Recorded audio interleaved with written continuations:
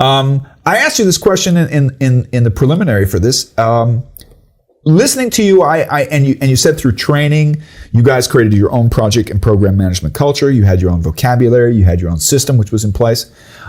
Some people would say, but Mark, you need to ask Mithat, is he certified? Are you certified?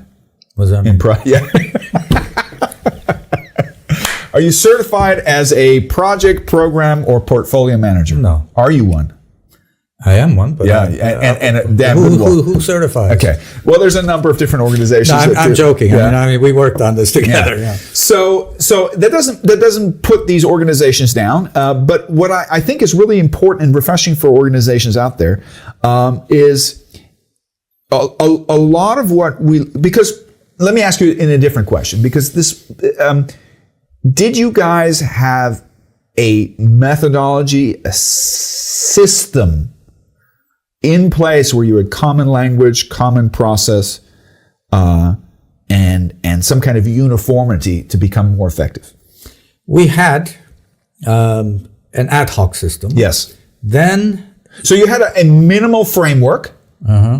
Yeah. Okay, because I know you had it. I'm going to have to speak. So you had a minimal framework, right? That said, okay, we have different slices of timelines in the project. We have different milestones. We have different things that we have to achieve. There's different ways of evaluating. So that existed. You had your common language, even if it's not in line with IPMA or PMI or Prince 2 or whatever. But then just in the last few years when I was there, we introduced the SAP system into UNIDO. Okay. Now, SAP is not a project management system. It's a enterprise software system, but it has an impact on that. It has. Yeah. It has. And, we had a lot of training in it. We spent a lot of time applying it and to adjust it to the way UNIDO does things, etc. Or the way SAP does things. The way, whatever. Yeah. And I was very much against this because what it did, SAP is probably very good for a very large organization that does work on a more or less routine basis that needs to get that process well organized. UNIDO is a small organization that needs to do things on a more ad hoc basis, be more quick on its feet. And what SAP did is give us the disadvantages of a big organization. A system bottleneck at every step of the way. And killed our small organization efficiency or small organization advantage. Yeah. I will say this, because I also do some work with SAP. I actually train a lot of their project managers. I know that some of them are frustrated with this, depending on the size of the organization, the context that you work in.